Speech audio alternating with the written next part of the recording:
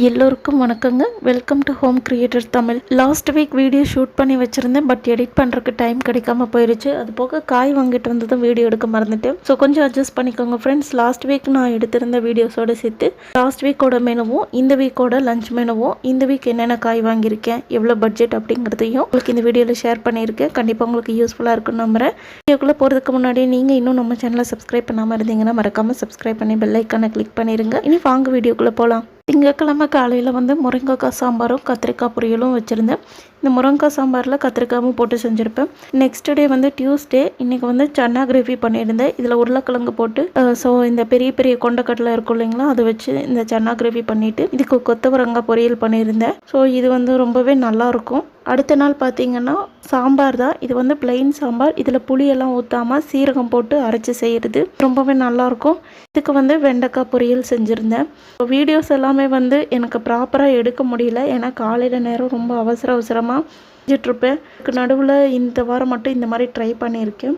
இதுதான் பார்த்திங்கன்னா வியாழக்கிழமை சாதம் வச்சுட்டு இதுக்கு பச்சை பயிறு கடைஞ்சிட்டு பீட்ரூட் பொரியல் செஞ்சுருந்தேன். எல்லாம் கம்மியாக இருக்குன்னு நினச்சிக்குவீங்க. ஸோ ரெண்டு பேருக்குமே டிஃபன் போட்டு அனுப்புனதுக்கப்புறமா கடைசியில் மிச்சம் எனக்கு வச்சுருக்கிறது தான்.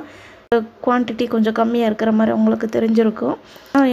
அவங்களுக்கு அனுப்பும்போது வீடியோ எடுக்க சுத்தமாக டைமே கிடைக்காது. அதனால தான் அடுத்த நாள் வந்து மல்லி புலாவ். இது வந்து ரொம்பவே ஈஸியான ஒன் பார்ட் ரெசிபி செஞ்சுட்டு அப்பளம் பொரிச்சிருந்தேன். அடுத்ததாக சாட்டர்டே வந்து ஹஸ்பண்ட் வந்து வீட்டில் இல்லை, அவங்க வந்து ஒரு மேரேஜ் ஃபங்க்ஷனுக்கு போயிட்டாங்க. நானும் பாப்பாவும் தான். நாங்கள் ரெண்டு பேரும் வந்து தக்காளி பிரியாணி செஞ்சு சாப்பிட்டோம். இனி வாங்க இந்த வாரம் என்னென்ன காய்கறிகள் வாங்கியிருக்கேன்னு பார்க்கலாம். வெண்டைக்காய் வாங்கியிருக்கேன், இது 10 ரூபா தான். அடுத்ததாக உருளைக்கிழங்கு வாங்கியிருக்கேன், இதுவும் 10 ரூபா தான். ஸோ கிழங்கெல்லாம் பார்த்திங்கன்னா பெருசாக நல்லா இருக்கிற மாதிரி தெரியல, எல்லாம் ஓட்டையாக இருக்கிற மாதிரி தான் இருக்குது. மேக்ஸிமம் ஒன்று முளைச்ச கிழங்கா இருக்குது, இல்லாட்டின்னு இந்த ஓட்டைக்கிழங்கா இருக்குது. இந்த மாதிரி தான் கிடச்சிது. அடுத்ததாக முள்ளங்கி வாங்கியிருக்கேன். ஸோ மார்க்கெட்டில் வந்து எப்படின்னா 20 ரூபாய்க்கு ஒன்று தனியாக வாங்கிக்கலாம். அப்படி இல்லாட்டினா 3 கூர் சேர்த்து வாங்கும் போது 50 ரூபான்னு கொடுத்துருவாங்க. ஸோ அப்படி தான் இந்த 3 ஐட்டமும் வாங்கியிருக்கேன். பாவக்காய், முள்ளங்கி, பீர்க்கங்காய், இது 3மே சேர்த்து 50 ரூபாய்க்கு கிடச்சிது. அடுத்ததாக வந்து பொடலங்காய் வாங்கியிருக்கேன், அது வந்து 10 ரூபா தான். கத்திரிக்காய் வாங்கியிருக்கேன், இதுவும் 10 ரூபா தான். அப்புறமா பச்சை மிளகாய் வாங்கியிருக்கேன், அதுவும் 10 ரூபா தான். அப்புறம் வெங்காயம் வாங்கியிருக்கேன். பெரிய வெங்காயம் வந்து 3 கிலோ 100 ரூபான்னு சொல்லியிருந்தாங்க. நான் 1,5 கிலோ மட்டும் வாங்கியிருந்தேன், 50 ரூபாய்க்கு வாங்கியிருந்தேன். அடுத்ததாக சின்ன வெங்காயம் வாங்கியிருக்கேன், இது வந்து 1 கிலோ 50 ரூபா. இது கொஞ்சம் ஈர வெங்காயமாக தான் இருந்தது, பரவாயில்லன்னு வாங்கிட்டேன்.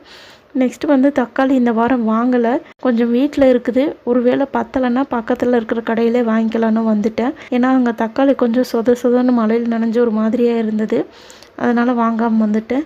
இது எல்லாமே சேர்த்து டோட்டலாக 200 ருபீஸ் வந்துச்சு இந்த வாட்டி. இனி இந்த வாரத்துக்கான மெனு பார்க்கலாம் வாங்க. இந்த வாரம் சண்டே வந்து நான்வெஜ் எதுவுமே எடுக்கலை. ஸோ அன்றைக்கி வெஜ் மெனு தான். அன்றைக்கி என்ன பண்ணியிருந்தேன் பார்த்தீங்கன்னா பொடலங்காய் சாம்பாரும், அதுக்கப்புறமா உருளைக்கிழங்கு கத்திரிக்காய் போட்டு பொரியலும் செஞ்சுருந்தேன். மண்டே பாவக்காய் புளிக்குழம்பு பீர்க்கங்காய் கூட்டு செஞ்சுருந்தேன். டியூஸ்டே வந்து தட்டைப்பயிறு குழம்பு பீர்க்கங்காய் பொரியலும். வெனஸ்டே வந்து பருப்பு கடைஞ்சு பாவக்காய் பொரியல். தேர்ஸ்டே வந்து தக்காளி சாதமும் பொடலங்காய் பொரியலும். அடுத்ததாக ஃப்ரைடே வந்து முள்ளங்கி சாம்பாரும் உருளைக்கிழங்கு பொரியலும். அப்புறமா சாட்டர்டே வந்து வெண்டைக்காய் புளிக்குழம்பு அப்பளமும். சாட்டர்டே வந்து ஒருவேளை மெனு மாறுறதுக்கு வாய்ப்பு இருக்குது, ஏன்னா இந்த வாட்டி ஆடிப்பெருக்கு ஆடி 18 எல்லாம் அடுத்தடுத்து வரனால அன்றைக்கி ஹஸ்பண்ட் லீவாக இருந்தாங்கன்னா கண்டிப்பாக வெளியே போக வேண்டியதாக இருக்கும். உங்களுக்கு இந்த வீடியோ பிடிச்சிருக்கோம் நம்புறேன். பிடிச்சிருந்தா லைக் பண்ணுங்கள், மறக்காமல் சேனலை சப்ஸ்கிரைப் பண்ணுங்கள், ஃப்ரெண்ட்ஸோட ஷேர் பண்ணுங்கள், கமெண்ட் பண்ணுங்கள். நெக்ஸ்ட் ஒரு யூஸ்ஃபுல்லான வீடியோவில் மீட் பண்ணுவோம். Bye friends.